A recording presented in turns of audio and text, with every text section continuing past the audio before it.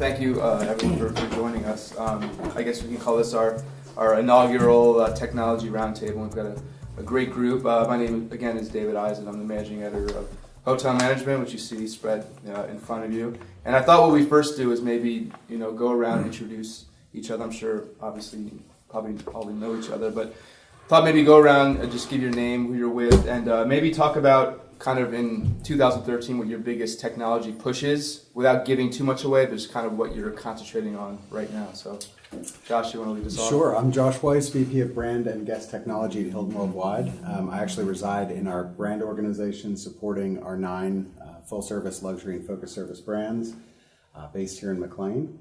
And we've got a lot going on from a technology situation. Both infrastructural renewal is big and a lot of investment there, but also some refresh in the guest-facing area of our world as well. So lots going on. Great. So I'm Todd Davis, CIO from Choice Hotels International, and I based in Phoenix, Arizona, where our IT group is. Our focus, really, we're coming to the end of a 3-year IT strategy right now, where we spent a lot of time on infrastructure and replatforming, creating things that we could launch from. So we're beginning to execute the next 3-year strategy, which is a combination of initiatives around our property management system, which many of you are familiar with, some initiatives that we have going on there, and kind of new guest experience things, new things around reservations. It's a lot of things across the board. So. Hi, I'm Dick Wagner from Marriott, Director of Emerging Technologies, and my role basically in Marriott is to look at the new technologies that could be deployed in all of our hotels worldwide. From an initiative perspective, I've been working on a project for the last too many years I think about, but it's something called Global Property Network Standards. It's a standard-based converged architecture that we're deploying across all our brands.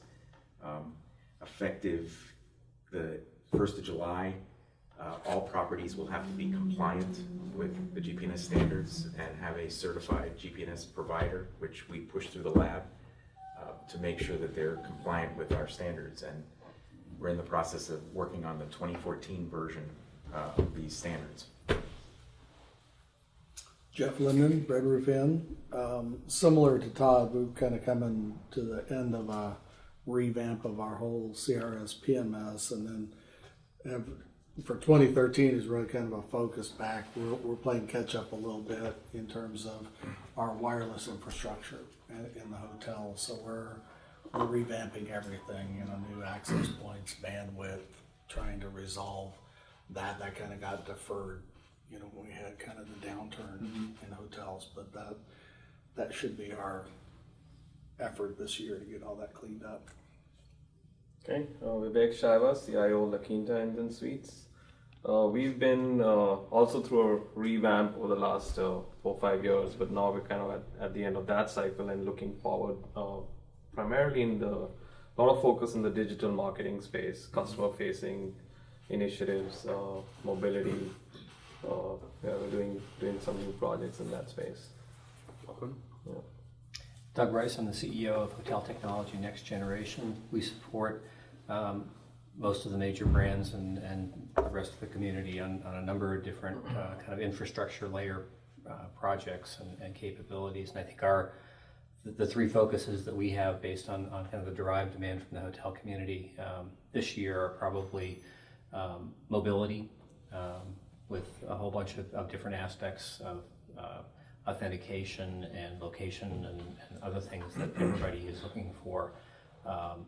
Payment security, which doesn't go away. It's still a high priority to reduce the expense for a lot of the hotel companies. And in-building infrastructure is probably the 3rd one, where there's major changes towards away from copper and towards fiber in the overall architectures.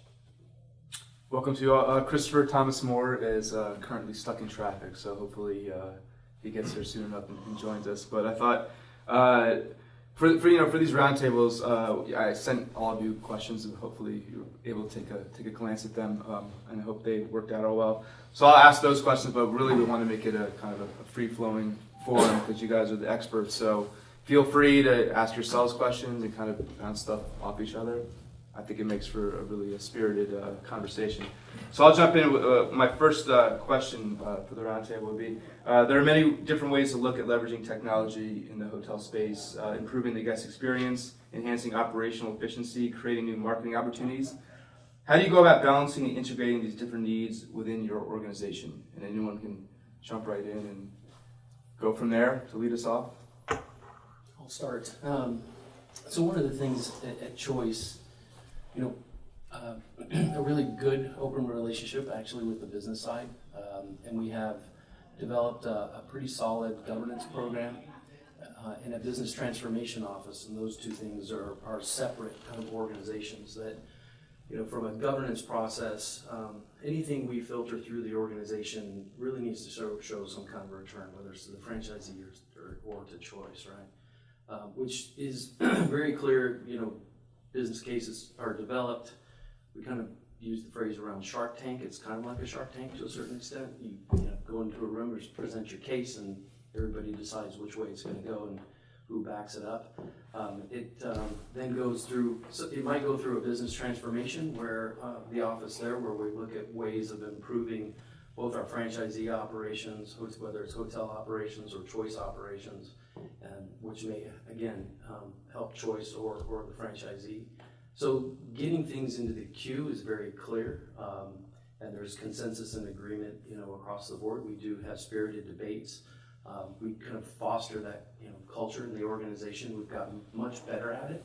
We used to be really bad at not going to the table and really saying what you believe. So that's been a great advantage over the last several years at Choice.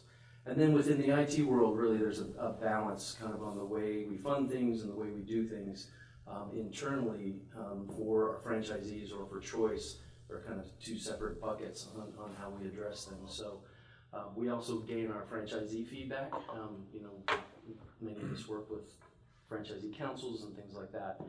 Take their opinions, feed them in to work and determine how, whether it's an integration at the hotel, how complex that might be. We all work with a broad variety of vendors and things like that, so some of these things take time to put in place and integrate and roll out. It could take years in some cases to fully roll something out. So that's the beginning of the process for us, and kind of how we put things in the queue to get things done. Okay. Here's our last member of the group. I see. Sorry, we just jumped in because we're getting restless, so if you don't mind. Welcome. Okay. Thank you. You want to just give your quick introduction? And we were just talking, I went around the room and we were talking about your biggest kind of technology push or what you're concentrating on in 2013. Have some water too. Hello everyone, Christopher Thomas Moore, Senior Director of E-Commerce and Digital Marketing for Extended Stay America, Extended Stay Hotels. So for our brand, there's so many moving pieces in the technology that we're focusing on, all of our web assets, Wi-Fi technology and property, and how guests are using it on a day-to-day basis. But the mobile experience, I think, is a big focus for us for this year, and how users are interacting with our mobile assets, and how we can enrich the overall experience that a guest has at our property by optimization of those mobile assets. Great, thank you. And that was just the first question we were asking. I'll repeat it again for Christopher's benefit. We're talking about how many different ways to look at leveraging technology in the hotel, improving the guest experience, enhancing efficiencies, creating marketing opportunities. We were just talking about how your organization balances all these things. And I don't know, and Todd gave us a great, from the Choice perspective. Dick, would you like to jump on that? I think from Marriott's perspective, we've always been targeting for a long time the guest experience. I mean, that's really where, because that's the repeat customer, that's where you've made the revenue. And so at this point in time, we're kind of playing catch up with a lot of the mobile applications for associates. And when you have a large organization and the number of hotels that we have, deploying mobile type devices, first of all, you have the back office Wi-Fi, which is not complete, because these hotels, especially the large hotels, are very complicated and complex in terms of space, and getting Wi-Fi coverage in the back of the house is much more difficult than public space. But then you have the issue of PCI. You have devices that you want to use for credit cards. We did a pilot in Asia I guess it was last year, where we actually did guest check-in with mobile, or with actually Windows devices. And the problem is you have the whole PCI, you have to interface with PMS, and so the whole infrastructure, not only deploying it, but supporting it. And when you have all these disparate organizations, and Josh, I'm sure you're well aware of this, it becomes extremely difficult. And setting up the procedures, setting up the monitoring of all these devices across your whole enterprise, making sure that they're all compliant is extremely difficult. So in our organization, it takes a lot longer to get something in play, but you're getting the push from the business, and we need it now.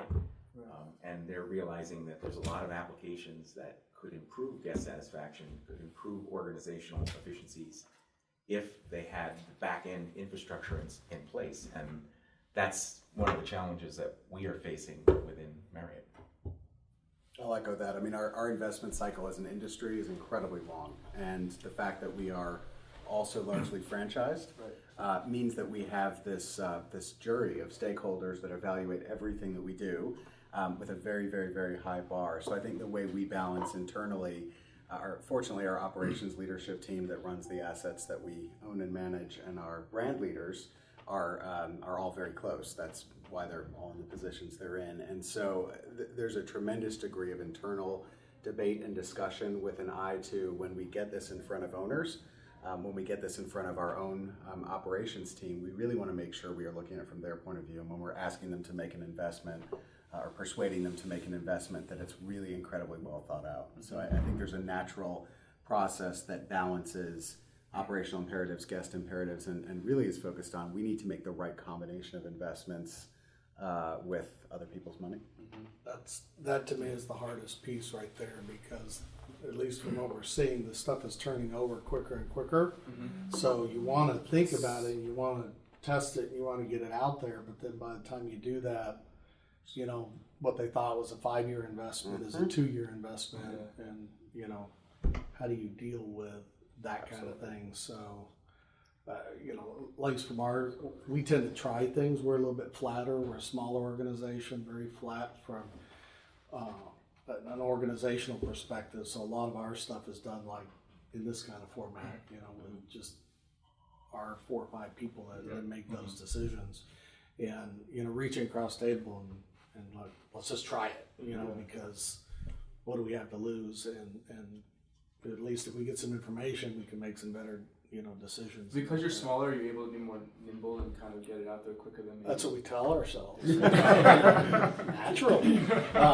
No, I mean, that's I think one of the things that we kind of do believe, and I think it is true, we also, because we're a little bit different, we own and manage like half of our properties, so we can pretty much go to those GMs and say, hey, you're going to try this. Yeah. And they say, yes, sir.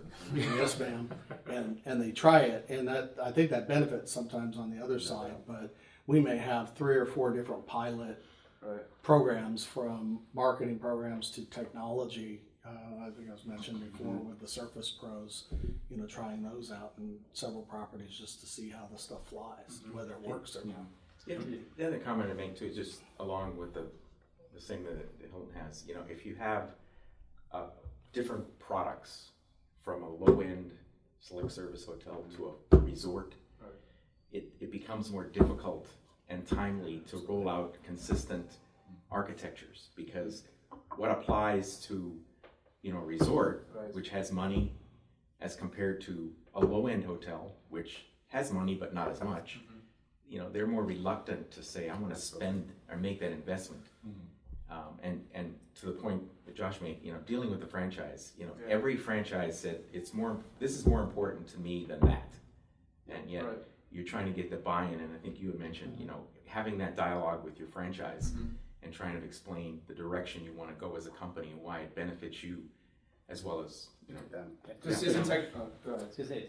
And I think to Jeff's point, what we're seeing a lot more of today than we did 5 or 10 years ago is hotel companies investing in really trying to understand where the future is going, so that you're taking fewer chances with your big investments, particularly I think in the infrastructure area.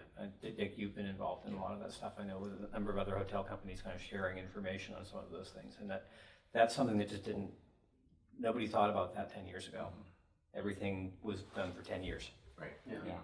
I was just going to add, our model's a little different because we own all of our assets under Extended Stay America. So adoption and rollout activities kind of run a little smoother for us. However, at the end of the day, we don't have that capital coming from the franchisee to support those initiatives. So those are all coming from us. So it is very much a very focused and deliberate approach that we have to take with every asset that we roll out, right? Because it's hitting our bottom line at the end of the day. I think it's similar to Jeff's scenario. We own half our assets. Right. We have a pretty good relationship with the franchise community, and it's very easy. It's not very easy. It's easier to sell a solution that we already tried at our properties. It is at the end of the day, what I've seen from the franchise, it's all about the bottom line. Yeah. Nothing wrong. It is what it is. That's right. If it's expensive, they're going to ask 20 questions. Then we look at it. We've deployed it at 400 hotels. These are the numbers, it makes sense, and that's very helpful in our scenario. But in terms of technology, just like I'm thinking a new breakfast offering, isn't it technology at some point become a brand standard though? Something that has to be a part of the brand, and then how do you kind of, do you get a lot of pushback from franchisees though in those cases where they say, well maybe, that's a big expense, I don't know You if I can't really make it a brand standard unless it makes financial sense to Okay. them. You just can't. I mean, you'll have 20 questions and So it's not just You explaining what can't the technology push does, but what the ROI is. there has to be an ROI, Yeah. if you're asking for investment. Right. They're investing in, the trade-off is, do I buy new comforters and pillows and Right, sure. things like that, right? Yeah. That's key to the guest experience, is that room's got to be perfect, that lobby's got to be nice. And when capital markets are tight, they spend their money where they can, and that was a key. And another area I've seen is we're competing with the, especially in like TV services, HSI, we compete with the mom and shops that they like to go to. Yeah. And if you have a brand standard, now technically we should be able to get economies of scale and get a cheaper solution, and that does happen. But in cases where that doesn't happen, you don't get the economies of scale, then they're going off to the cheapest provider locally available to get Calling that Best Buy. technology. Yeah. It's worse than that. It's very difficult. It's very difficult to get the brand standard deployed. The other thing it's kind of interesting, and Hilton has the same problem, is international. Yes. Yeah. That's a whole different Yeah, ballgame. sure, You can go from country to country or region to region, and they're going to want to do different things. Like in our case, if you look in Asia, full service hotels, free internet. You go to the rest of the world for full service hotels, you pay for internet, but it's competition. If you go to China, the guy across the street is offering free internet. That makes it tough to be standard across all lines. Anyone else on this question? Well, I was just going to follow up because you made the comment about the ROI, and sometimes we do things to ourselves which are kind of following up on this comment, which is it's like the free internet. We were talking earlier about how the fact that, like, at the economy segment level, somehow we all decided, that is a free amenity, and we have these low ADRs and higher costs versus full service where they can charge on that. So sometimes the ROI is, at some point everybody in your segment's doing it, and if you don't, your ROI is, you don't have anybody showing up at your hotel. Yeah.